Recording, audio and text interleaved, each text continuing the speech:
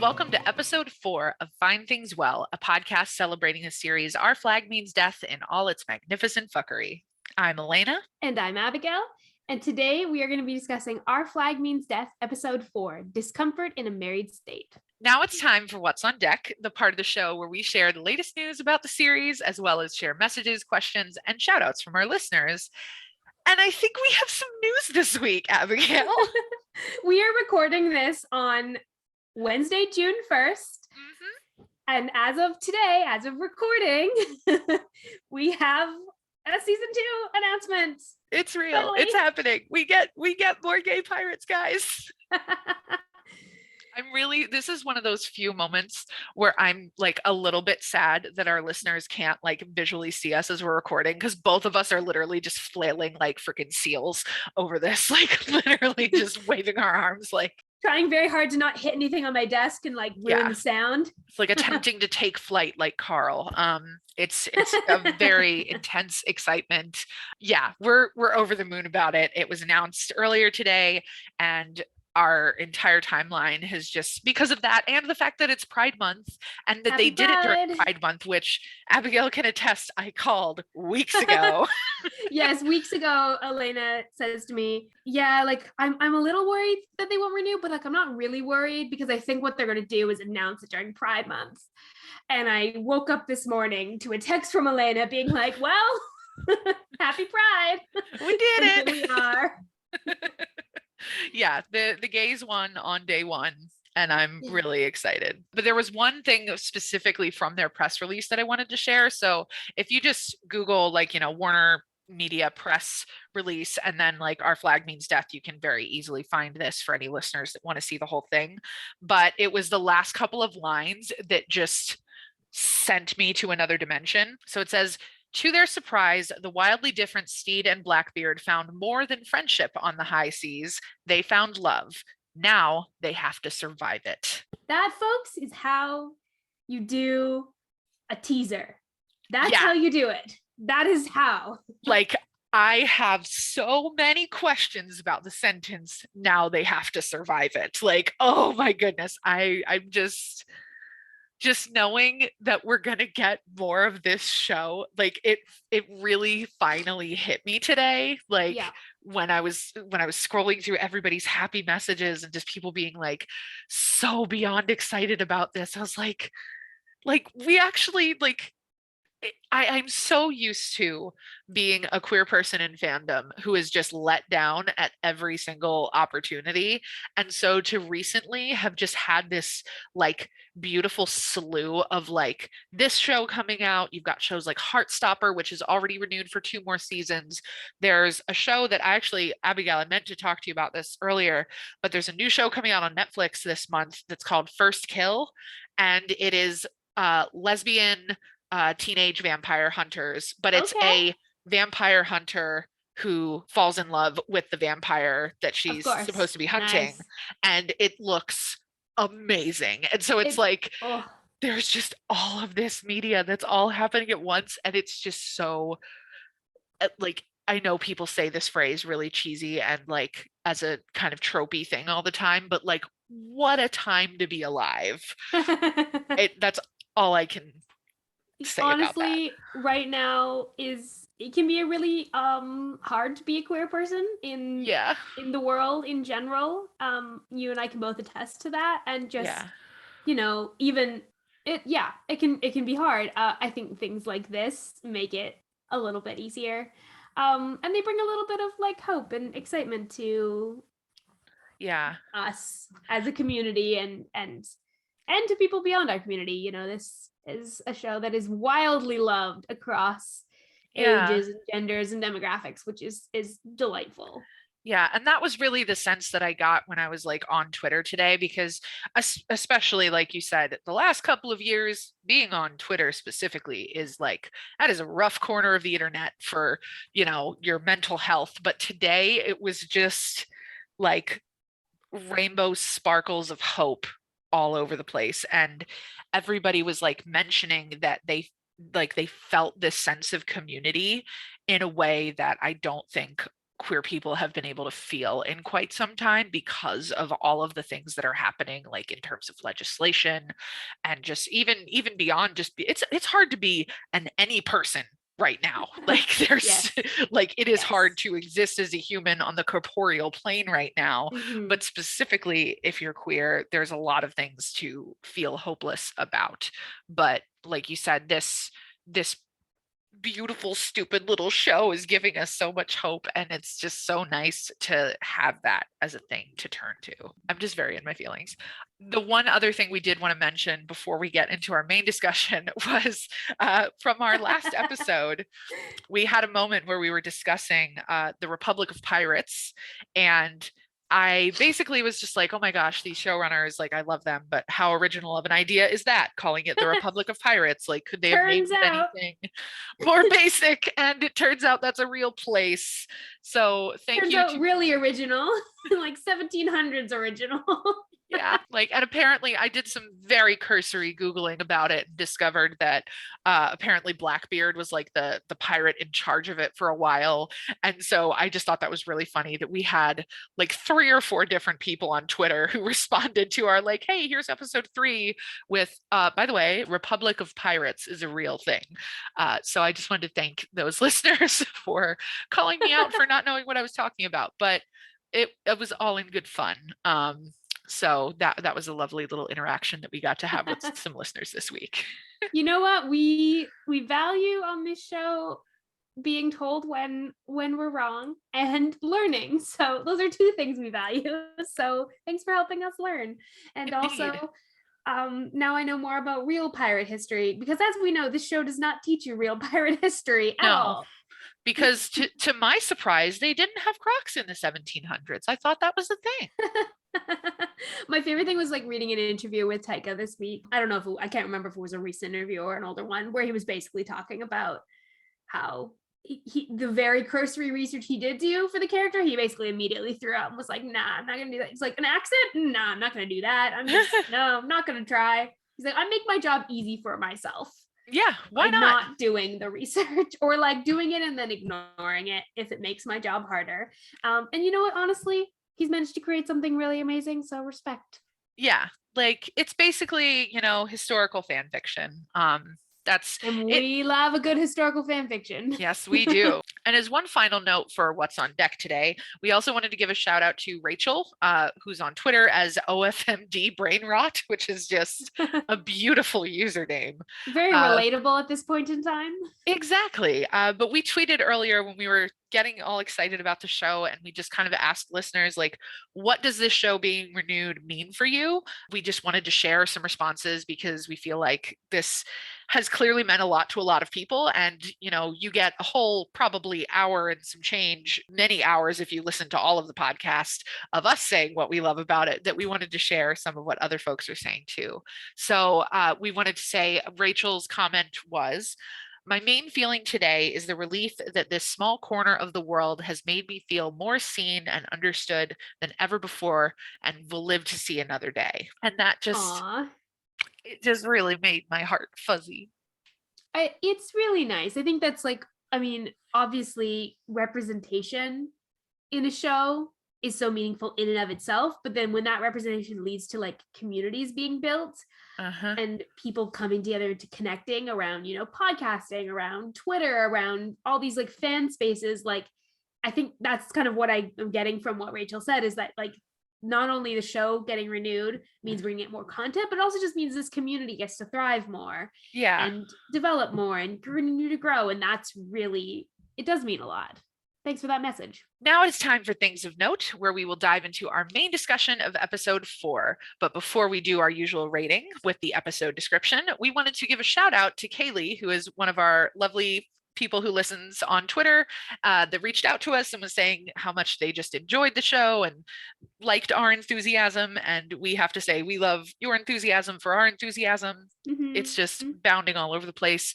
But they gave the suggestion that rather than just give a rating on a 5-star scale of what we thought of the HBO description of the show or of the episode, that we should add our own improvements to it to make it quote unquote zesty.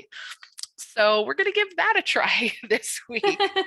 So we'll see how it goes. And if you guys enjoy it, then please let us know. If you're like, oh, this is silly, don't do the thing, then you can let us know that too. Because as we said, we like learning and growing on this podcast. You can rate our descriptions of the episode if you would like. Give us a rating. That would be a really fun Give us a 5-star review or a 1-star review if it's really bad. Yeah, if you absolutely dislike our descriptions, let us know.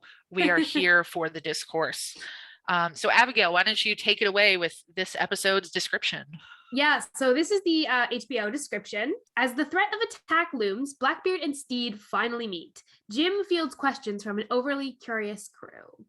So on a scale from 1 to 5, how many stars would you give this summary, Elayna? I would have to go with a 4 this week, probably because I'm so excited that everything is wonderful right now. So I'm just like, I don't even care. I'm giving out stars to everyone. You're very generous. Yeah, I'm very, very generous today. So I give it 4. And the reasons for that is because it's very on the nose.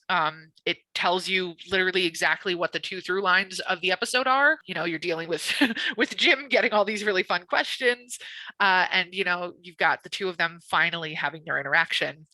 My only thing I would add to make it zesty would be to just kind of elaborate, because I feel like Blackbeard and Stede finally meet is not a good enough description for what happens.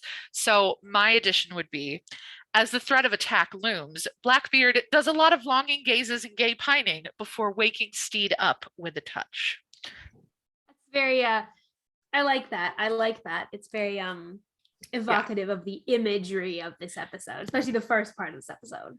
Yeah, because when I was watching it, and I had the realization that he doesn't actually touch him until right before he wakes. Like, that's what wakes him up. And so like that's like their first interaction that we see on screen anyway, because I imagine somebody had to carry him in there, and if that was Blackbeard, then I would like that deleted scene. But you know, I'll take what I can get, and what I can get is fiction writers. That's your job. Oh yeah, fanfic writers, please write me that fic. Oh my god. How I would rate the HBO description, I think I'd give it a 3. Honestly, I kind of for the same reasons that you said, but I'm rating it a little lower. I think that it does give us the plot, but it's kind of vanilla in its description. A phrase like as the threat of attack looms is kind of par for the course. I don't think it's remarkable, but I don't think it's bad. So my rewrite of this description. I actually haven't even looked at it yet. I know it's in the doc that I'm staring at, but I haven't read it because I'm just like, I think it'll be fun. You get to hear it live, because I also came up with it 30 seconds before we started recording. Yeah, that's how we roll. As we do. So, episode 4. As the threat of attack looms, Stede and Blackbeard hold a fashion show while bemoaning their current dissatisfactions as pirates and men. Oh my god. I'm so glad that I didn't look. Like, it wasn't intentional. I wasn't like, let me not look so that I don't have it ruined. I just literally, my eyes had not read the sentence yet. And that was beautiful. Yeah. Bemoaning. What a good word. I feel like I have to give you 5 stars for that word alone. It just felt very fitting for both of their mental state. They really do have a fashion show. Oh my god. It's my favorite scene of this episode, I think, is that scene. What I loved about, because I rewatched it several times very recently, including twice in the past week, and one of the things I noticed on my second viewing today was that they also changed like accessories, like because he's literally wearing Stede's like blue ring and everything. Oh, I didn't notice that. Yeah, and I hadn't until like my 16th time watching that episode, because that's the kind of person that I am now. But I thought it was so funny that like they swapped everything, and I appreciate the commitment. So this is a first on our podcast. As we pick our MVPs this week, we actually both picked the same person, and I think it's probably pretty obvious, but Abigail, I'm gonna let you go first on this one, and then I'll give my reasons, but I imagine they're probably gonna pretty much align. Yeah, so we're gonna give it to the man himself, the captain, the infamous Ed. As is my favorite thing, is whenever you try to give this grand introduction and then you just have to go, Ed. Yeah. Ed. His name's Ed. This episode, I mean, that's one of the reasons he's my MVP in this episode, is just his unassuming nature combined with his actual high level of skill. He's very nonchalant about what a badass he is, and there's something really sexy about that. So I don't blame Stede at all for falling for him very quickly. I mean, yeah, there's a reason that he's Blackbeard, and it's evident in this episode. Yeah, I very much am in agreement with you on all of those points. I also just have to mention the absolute ridiculous genius that is the two of them coming up with the lighthouse idea, and then the fact that it actually works. It's just that idea should not work. No, so many reasons. We're watching it this time, which is like, this is my second watch through. I was able to like pick up more details because it was not my first time watching it, and me and my partner are sitting there watching it, and we're going like, would that work? Like, should that work? When he's blowing the alcohol towards, we're like, and I was like, did he run? Like, is he taking more swigs in between each blow? Like, the logistics are a little bit interesting. But the logistical thing that blows my mind though is how the heck did they like hear each other and like no, like, because he only does the foghorn thing like 2 or 3 times and then it just stops, but the Spanish just assume that it's still there, and I just think that that's really weird. Like, right. I don't know, maybe like, how long did they have to keep up this ruse? Was this like a several hours long of just him like spitting out alcohol and then giving weird whistles? Yeah, like I have no idea, but I would really love for any of our lighthouse keeping listeners to tell us how wrong we are about all of this, because I don't understand, and I know very little about how lighthouses work. Most of my knowledge of lighthouses comes from visiting ones that are abandoned and fan fiction. So yeah, I've never actually been to a lighthouse before. Yeah, I mean, I grew up on a coast, and so there's like a lot of old lighthouses. Most of them are not in use anymore. But just good on Ed for that whole ridiculous sequence. Honestly. We could record an entire episode on top of this episode about all the things we love from Ed from this episode. So think that we're okay to move into our main discussion here. But just know that Ed is the winner of our hearts. And if you have another person that you thought was MVP, we would love to hear your argument. So please let us know what it is. But Ed stole our hearts this week. Mm-hmm. And I mean, as is very fitting in his first full episode. Yeah. And I'd like to also point out how fun it is that we are recording this episode for episode 4, which is when this whole lighthouse sequence takes place, and that was actually how HBO Max made the announcement. It was just a clip from this episode where Blackbeard goes, "We fucking did it," and then everybody cheers, and it was just that with the word season 2 imposed on it, and I thought that was just absolute perfection. 10 weeks on the top of the charts. Yeah. And it's probably, with this, everybody's probably going to be so excited that they're going to watch it again. So like if this little show that could manages to get more like views and traction than Kenobi, which I have watched all 3 episodes of, and it is fucking fire. It is so good. Catch me out here trying to start a freaking Obi-Wan Kenobi podcast because he's been my fave forever. But that's a story for another day. We have an episode to discuss.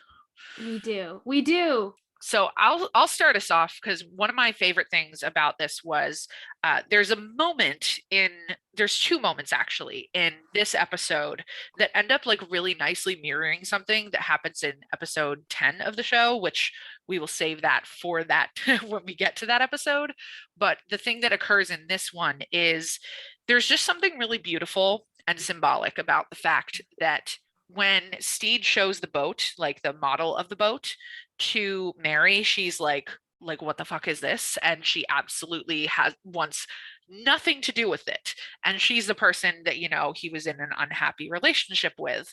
But as soon as that scene of her, like basically bashing, this gift and, everything that went with it, is a shot of Blackbeard taking the same model ship out of a cabinet and admiring the fuck out of it and being like, this is so cool. And so it's just this really nice like allusion to the fact that Blackbeard is going to be the person that accepts the things about Stede that other people have told him he shouldn't be and that he shouldn't like. And I think that that's a really just beautiful like commentary to make. And when we get to the second half of that in episode 10, I'm so excited to discuss it because it's there's so many chef's kiss moments in this episode today. Just I love that. I love that. And I that kind of leads into a point that I wanted to make, which was about how much this episode kind of explores both like performance and play with both Stede and Blackbeard. And like I think about the fact that like Ed pulls the ship out and he looks at it with this kind of reverence and excitement. Yeah.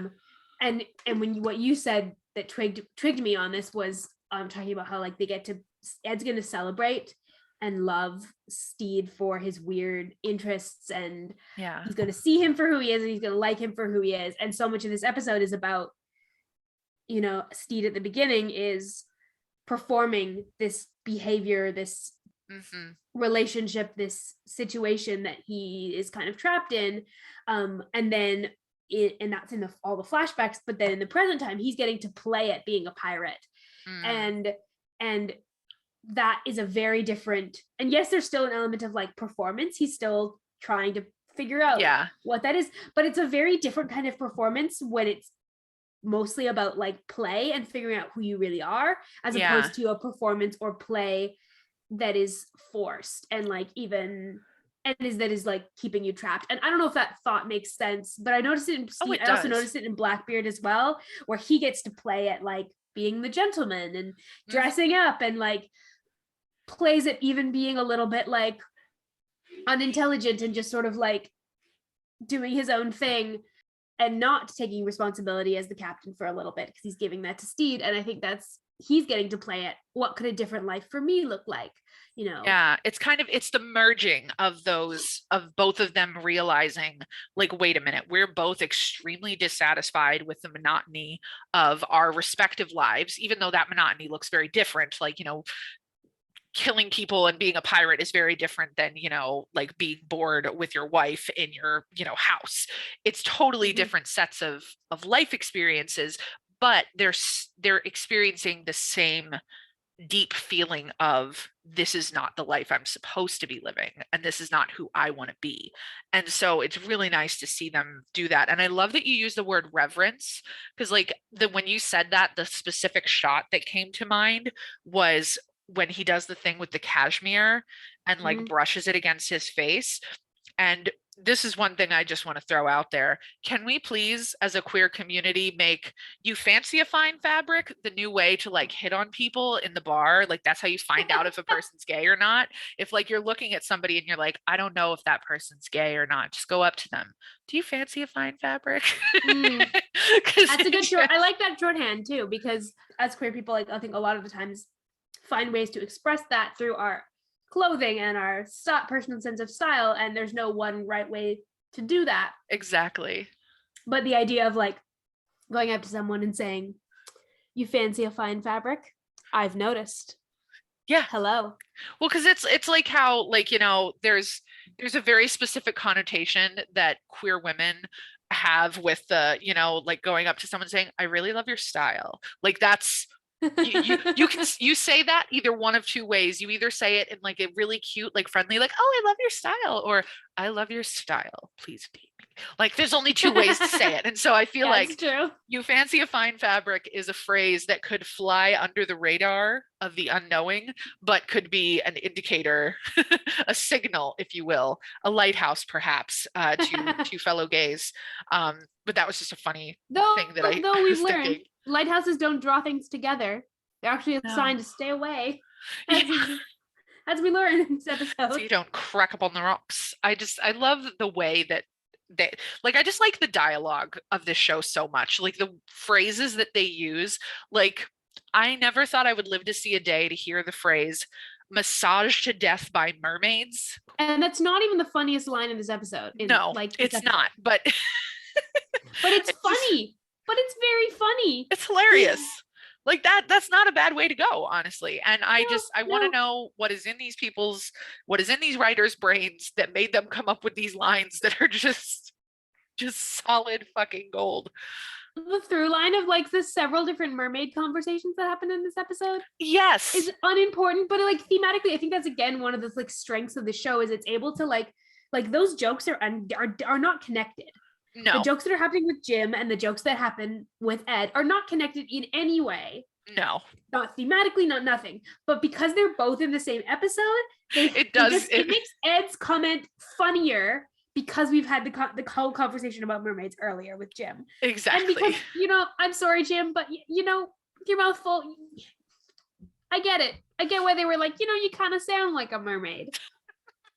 That's actually a perfect segue just to that whole scene.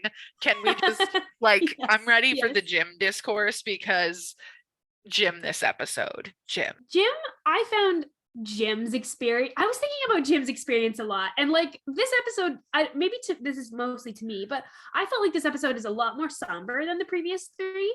Yeah. Yeah, it definitely was a little heavier.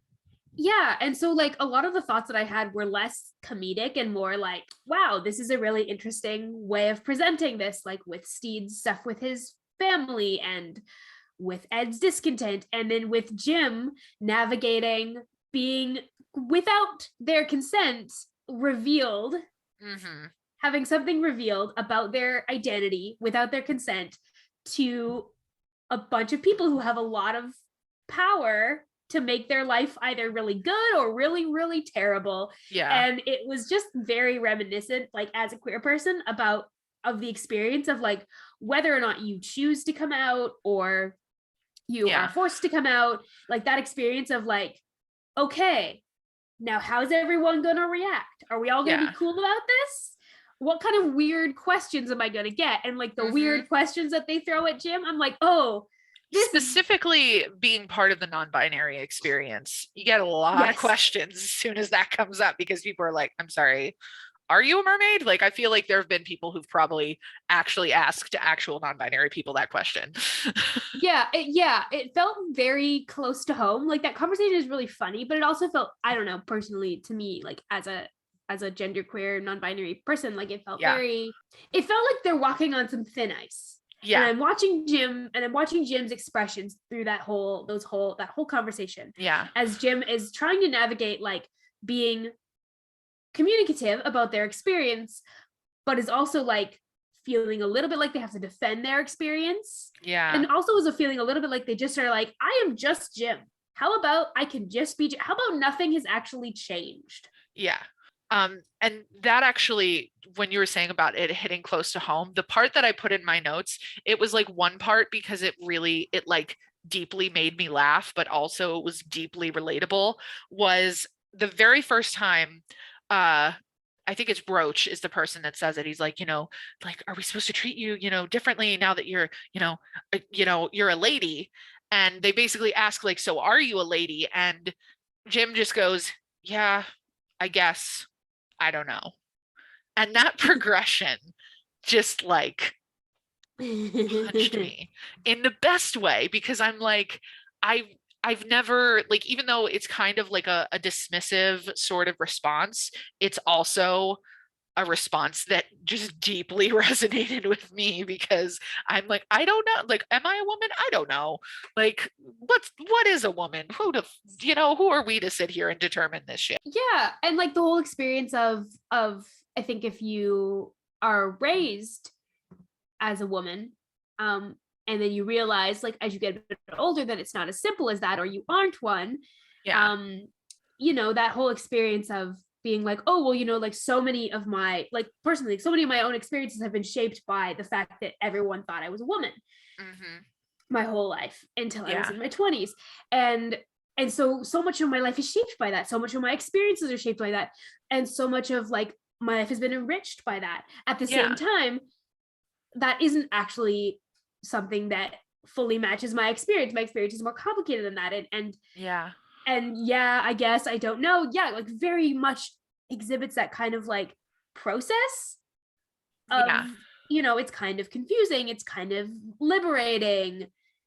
at the end of the day, I'm just Jim. Sometimes it's frustrating because you're like, someone asks and you're like, I don't know how to explain to you that my experience, like, I don't feel on the inside like this. Or I just don't have like language for it. I find it like really interesting. I get to like talk to like students about this all the time because I work with elementary kids. Like, one of my favorite comments was a kid said to me, they were like, you sound like a girl, but you look like a boy. And they were very confused about it. And we had a whole conversation. And I was like, well, actually, like, I don't really feel like a girl or a boy. But it was one of those things where even I, in that moment, I was like, oh, I recognize that I feel like I'm having to defend myself to a 6-year-old who ultimately the 6-year-old doesn't really care. Yeah. They're just trying to understand. And like, even like in this scene with Jim and the crew, like the crew is not maliciously trying to. No. They're not trying to set a trap for Jim. They're just trying to understand. And they're doing it kind of clumsily and kind of messily. And that's the thing that hits me, because that's when we talk about, like, and I say we as in like the royal we, like society and the queer community, when we talk about wanting authentic representation, it is, we don't mean that we want to see only positive things. Like, it is okay. It is not only okay, it is good for us to see the different dimensions that exist to the queer experience. And part of that is that it is messy and frustrating figuring out who you are. It's messy for you. It's messy for your friends. It's messy for your family. And those kind of things don't really ever get addressed, at least in any media that I've seen. I'm not saying that it doesn't exist. I'm just saying I haven't personally had an opportunity yet to see or read that and have it be in this way that just portrays it really how life is. It's kind of goofy. It's kind of messy. It's kind of a bunch of things. And it's not fully resolved at the end. You know, at the end of the day, they get to this end of this conversation and they're like, okay, you know, you're Jim. Nothing's changed. We always liked Jim. He's a good guy. Yeah. And then they just kind of move on. And we're going to get more as the show goes on. We're going to get more of them navigating that, like the language around Jim, the way they communicate with Jim, the way Jim sees themselves and communicates about themselves. Like, you get that little scene with Jim and Oluwande where they're kind of, you know, like, I just think it's a really lovely portrayal because it's got the nuance. Yeah, it's got depth to it. Okay, the scene in the library. I love the scene in the library. I love that everything about that scene. Ed is like, you've read all these books, and Stede is like, yeah, multiple times. Which, Stede, I'm impressed. Yeah, I'm impressed, and I'm someone who reads a lot. Yeah, or, you know, and like read a lot as a child. But like, there was a lot of books for you to have read them more than once. I understand why Stede was a little bored with his life, because it sounds like maybe all he did was read.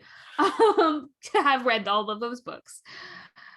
But the fact that he knows so quickly which one is the one with a picture of Blackbeard and like where to find it. Like, I don't know where most of my books are. I'm just kind of like, they're on my shelves in an array, but he's just like, oh yeah, this one you'll find interesting, and just immediately yoinks it out and flips right to it. And like, Stede, pretty impressive, honestly. I respect it. But I wanted to bring that up because I think it's really fun and also really interesting how Ed responds to that, because Stede's showing it to him because he's like, oh, I'm going to show you that like you're kind of legendary, and like you're legendary enough that there's stuff in books about you. And Ed's response is to be like, this isn't actually me. 9 guns. Like, 9 guns. He's like, that's ridiculous. He's like, I have 1 gun and 1 knife like everyone else. I love that line. Segues right into this moment where he's like, it's hard to have this image of myself that everyone sees.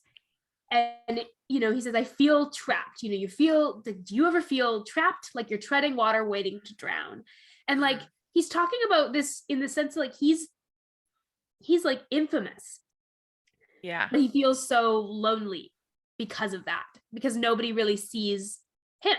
They only see the persona of Blackbeard. Well, yeah, and he mentions that they just see the flag and everybody, you know, surrenders because they're so scared of him. And it's, for me, it's the line when he says, I'm like a ghost. And even with characters like in his interactions with Izzy, you see that kind of tension of, do the people that work with me really know me, or do they just expect a certain thing out of me because I'm Blackbeard?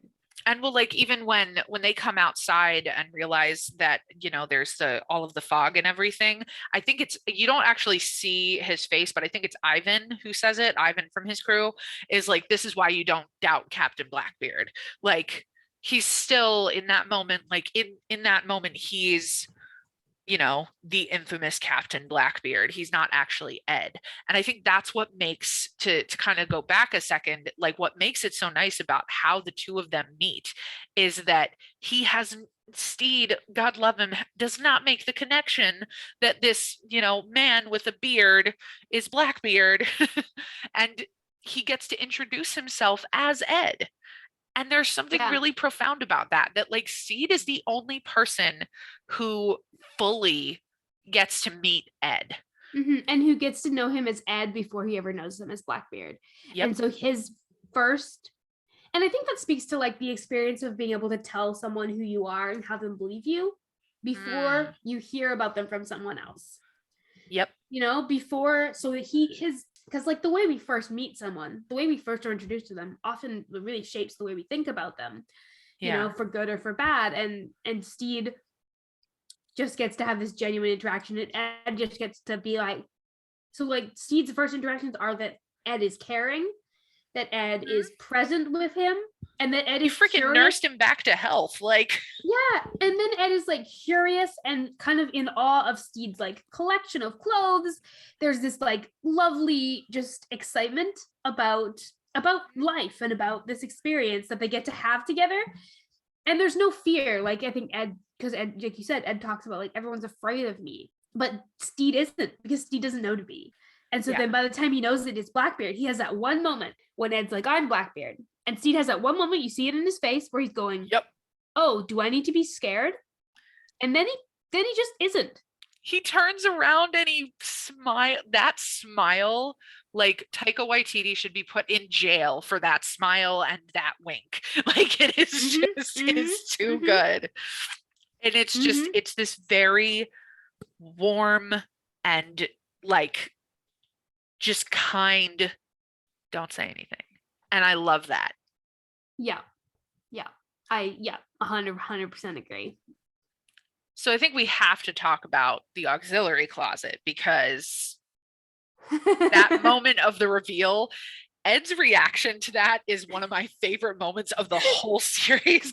Just that fuck off. Like, he's so excited by it. Like, that's how I'd react if somebody told me they had like secret compartments in their room. Oh my goodness, yes. That's like everyone's dream. Like that's every kid's dream, is having secret compartments in their house. Yeah. He just has the purest reaction to it. And I love that this was always built into Stede's plan. Of course. Like, no, I'm gonna have a secret compartment. But I'm gonna have it for all of the clothes I can't fit in my main compartment. And I'm gonna have them divided up into seasonal categories. That's the gayest shit I've ever heard. Yo, you're not wrong. Like, come on. The let me walk you through my carefully curated closet. Okay. Yeah. Okay. Let me like show it off. And then when he holds his pants, fab. Like he's so excited. He's like, I got these new pants. I haven't had a chance to wear them yet, but I just needed to show you. Yeah. It's very cute. I would also, you just said that, and a terrible, terrible dad joke popped into my head, that you can say this about this episode, and it is a factual statement, that the day they met, they got into each other's pants. I'm sorry. It's true. It's just a fact. I mean, they did. And you know what? They wore it well. It was a good look. Did they wear their fine things well, Abigail? I'm sorry. That's next episode. That's next episode. We're getting there. I can't wait till we get there. I feel like there needs to be trumpets and fanfare when we finally get to the episode with our podcast name. It's coming. It's coming. It's on its way. But this is all the setup for that. Honestly, the fashion show, the like, let's play at being each other is beautiful. It's so well acted. It's so well written. It's just weird. Everyone's reaction to it is what gets me.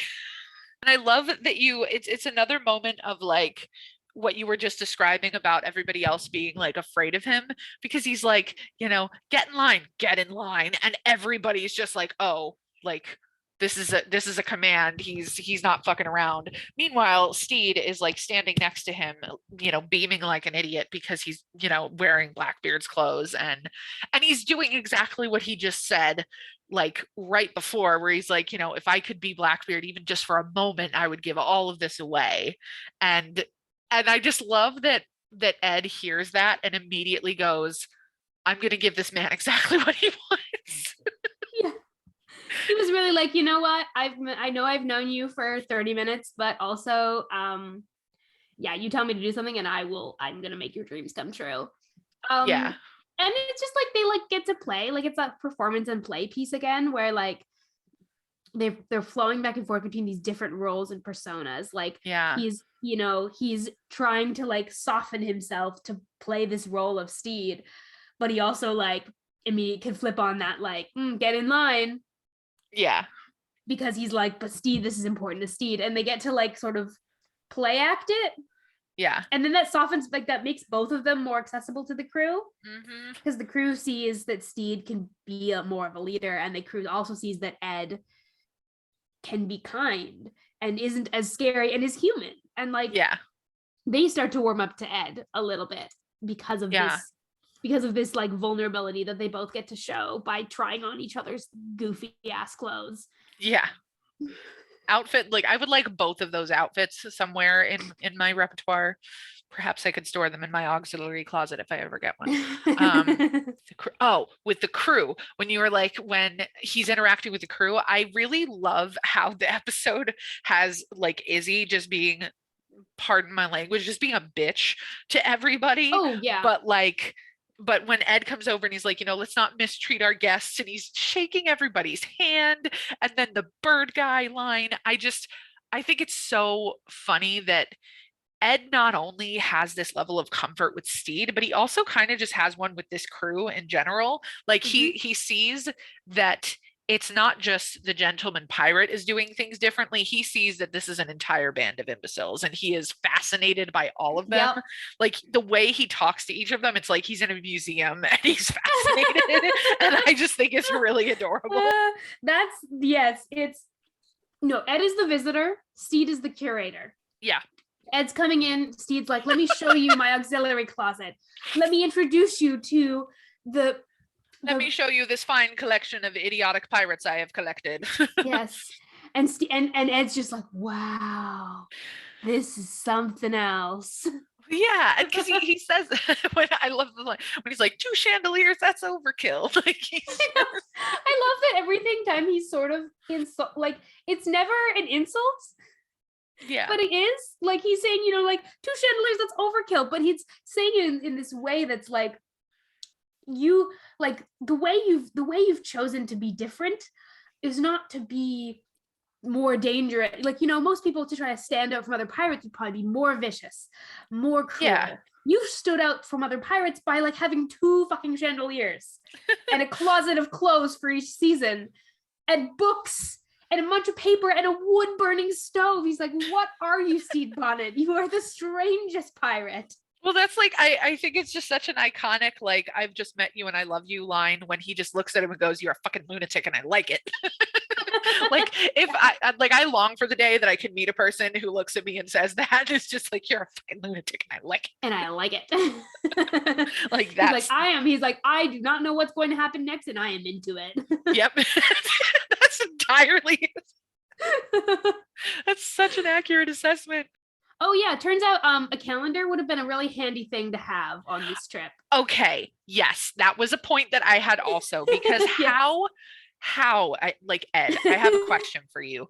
How do you know that in an hour and 47 minutes is when the sun will go down, but you don't know what day of the month it is? It's because they don't have a calendar. It's because it's the 1700s and they're like, I can tell the time from the sun, but the calendar, but I don't have a calendar. So But again, I think it's another nice moment that shows you like that Lucius is one of the most like educated people on the ship because he actually does know, because as the person who is keeping all of the ship's logs, he's got to know what day it is. He's been writing it down. He's the closest thing they have to a calendar. Yeah. In which Lucius is a calendar. and a stopwatch. Yeah. Oh, and that also is just a hilarious bit. Like, it's just, it works so well. Lucius's like one role in this episode is to be a timer and a calendar. Yeah. And he still manages to be one of the funniest characters in this episode. The thing that I love about what's his name? Nathan Fode, I think is his name. That I just think is so good. His comedic timing when it comes to pauses in his speech is what gets me every time, because it's like when he says that, can you count? And he's like, of course. And then he's like backwards. And he just has this like, yes. Like just the little pauses that go in between what he says. It's the most wholesome shit. And I just want to give him a hug. Honestly, it's very, very good. So we have a couple things we want to say about Mary in this episode, but I do want to start with the one that's just like a one-off comment on her, that I think one of the most underrated lines of this episode is when he's showing her the model, and he goes like, when did you say that? Well, we were standing by the fucking ocean. It's so good, honestly. Her delivery of that is top tier. I hate the ocean. I told you that when we were standing by the fucking ocean. Honestly, Mary, you tried. I gave it to you. You tried. Stede didn't hear you because he was too busy staring at the ocean. Lovingly. Well, and that goes to, it does tie sort of to another point that I had about just, wow, is Stede really good at dissociating? Because like there's that scene when they're like sitting at the table and she's trying to talk to him, and he literally like does not look up or acknowledge her until she says the word pirate. And as somebody who like can do that sometimes, who like gets really dissociated from like an experience that I'm not happy in, but then like I hear somebody mention something that I'm really interested in, like that was a moment where I was just like, yeah, that's relatable. But I wanted to talk about briefly the lighting in the wedding scene, and just the way that whole, like it's a stormy day at sea.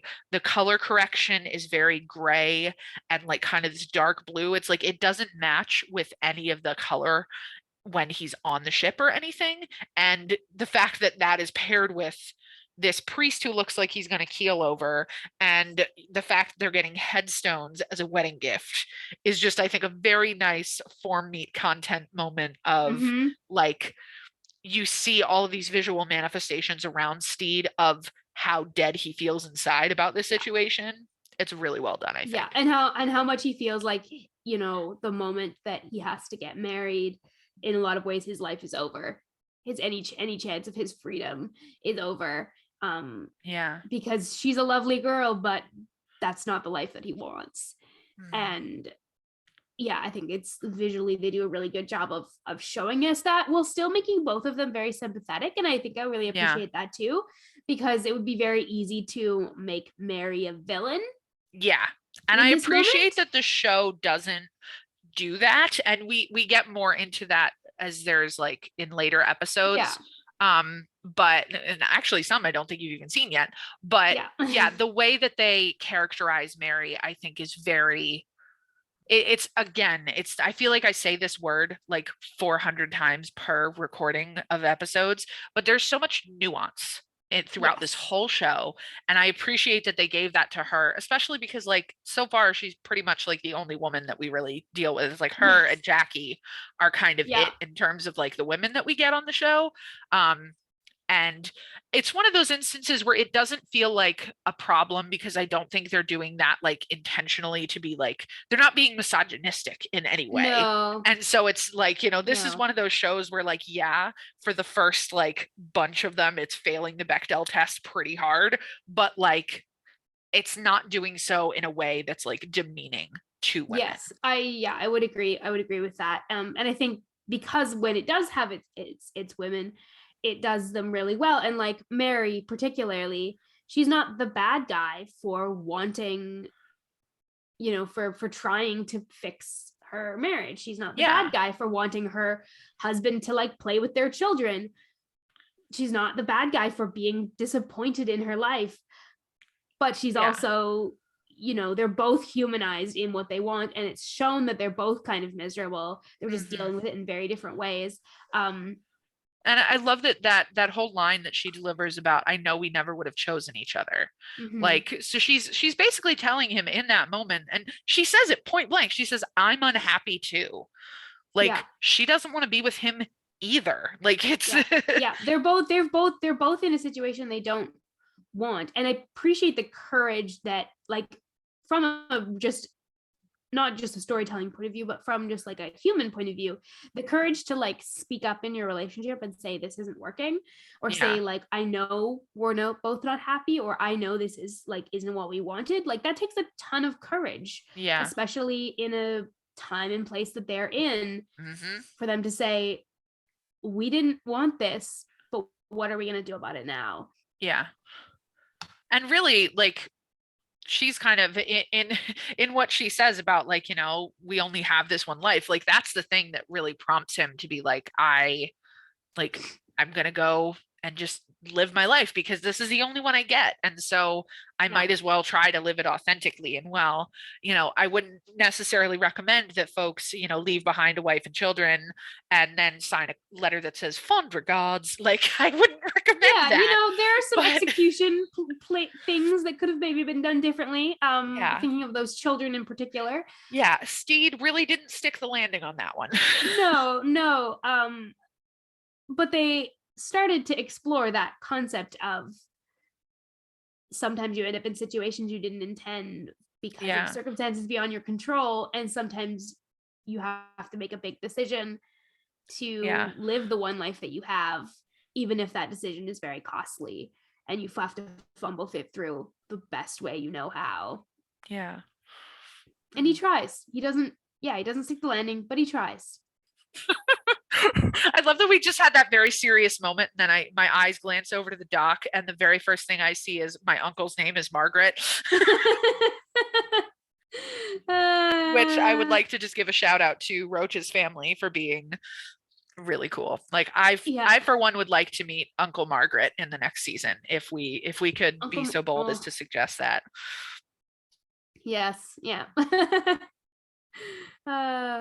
Sorry, the last thing we should probably talk about is obviously the ending of this episode, because the big plot piece obviously being that conversation with Izzy and Ed where they go, he's wearing my clothes, this is a plan.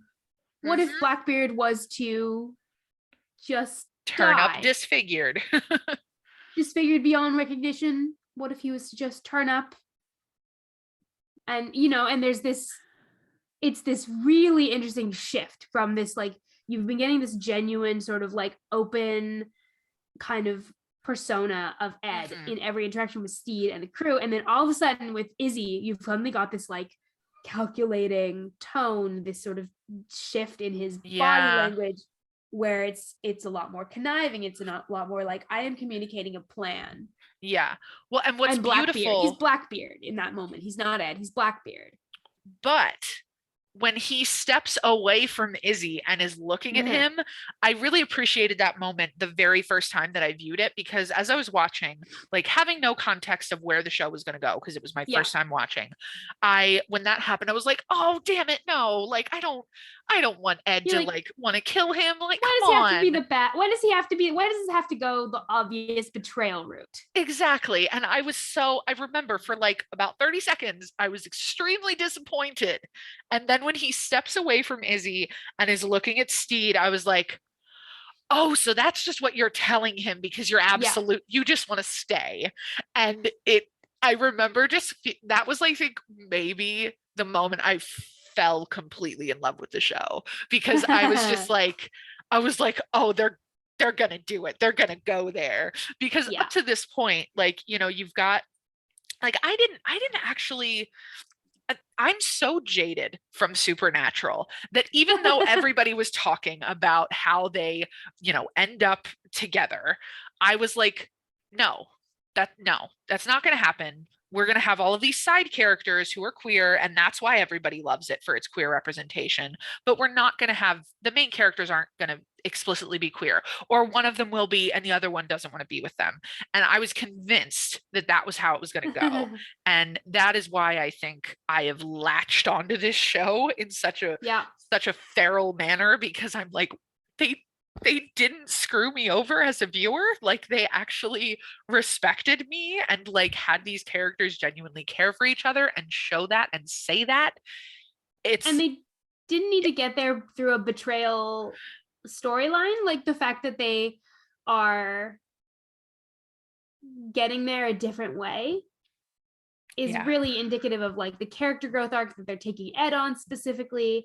And I can't wait for you. I want to point out to listeners that Abigail still has not seen the last, is it 2 or 3 episodes? 3 episodes, the last 3 episodes. So like, I can't wait for you to get to that. I'm holding off, so you're gonna get live reactions from me when we get to the last 3 episodes. Yeah, because I do know a number of things that happen in those last 3 episodes. Yeah. But I have not seen them play out. Nothing prepares you. I promise you. Knowing how similar we are and how like our feelings on like Desiel, like you're not gonna know what to do with yourself when you finally see these two actually share a genuine, tender, like caring for each other moment, because I watch that scene like several times a week. I just go to YouTube and I'm like, okay, let me just watch that scene, and you'll know what that scene is eventually, and I cannot wait for that day. I am very excited about that. I'm also very excited for like the next episode, because I have seen that one already. I'm excited to watch it again, and it's one of my favorites of the episodes that I've seen is episode 5. So I am so excited. It's fitting that we would both have episode 5 as like one of our favorites. It might be my favorite. Yeah, it's very good. And I'm not going to talk about it now because we're going to talk about it in 2 weeks, but it's going to be a good time. Indeed. That seems like a perfect place to wrap us up for our main discussion this week. So now we're going to move into our final segment, which is tying things up. And in this segment, we basically take the Tumblr format of same character, different font, and we apply it to our favorite moments from Flag Means Death, and our favorite characters and different moments from the show that remind us of things from other shows or movies or books and pieces of media that we've experienced. And I'm really curious to hear what yours is for this week. Yeah, so mine for this week is a little broad, but it's that scene in every rom-com where the characters have to go to a store to like try on a new look, the glow up scene, the makeover scene, because, I think of that scene when Ed comes out in Stede's outfit and then he's, gesturing and he's like announcing Blackbeard, I think of the like coming out of the change room and being like, how about this outfit? Has this one suit me? This one, is this me? Is this my glow up look? The makeover montage. This is the makeover montage. We get a beautiful one from Stede and Ed, and I'm here for it. As you were saying that, all I could think is the Supernatural outtake where she goes, montage. That's what I was thinking. Thank you. Okay, thank you.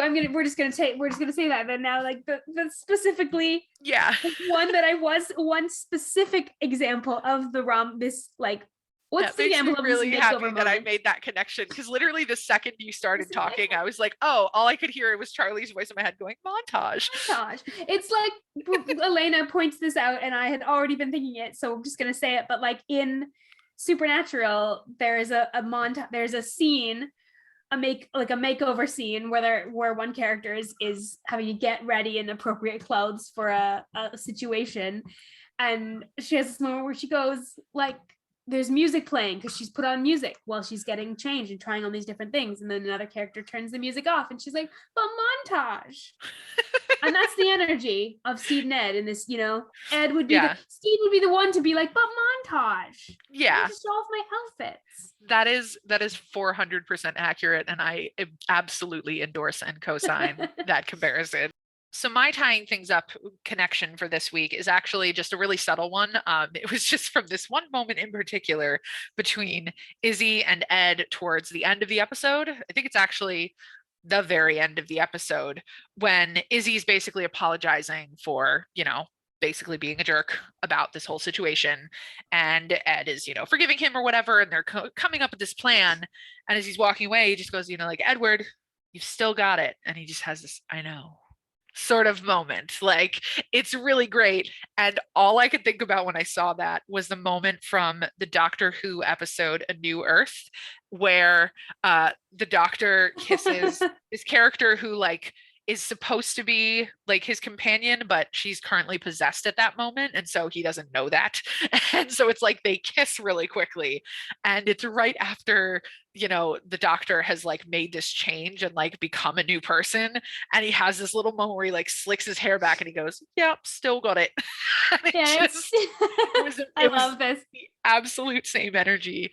And yes. I had to point that out. I mean, honestly, Blackbeard has Doctor energy. Majorly. Quite strongly.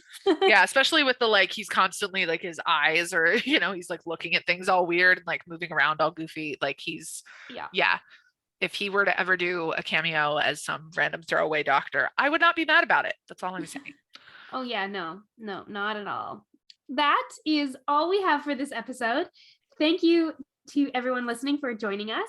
If you liked what you heard, don't forget to subscribe to us on your preferred podcasting platform and leave us a rating or review. You can also send us a voicemail over on Anchor if you so desire. And if you want to scream with us about this renewal news and just go feral with us, then please come find us on social media. We are on Twitter, Instagram, and TikTok as @FindThingsShow. And you can also reach out to us on our website, which is findthingswellshow.tumblr.com. Join us next time as we discuss the episode we've been waiting for, episode 5, The Best Revenge is Dressing Well. I'm Elayna. And I'm Abigail. And thanks for sailing along with us while we talk it through as a crew.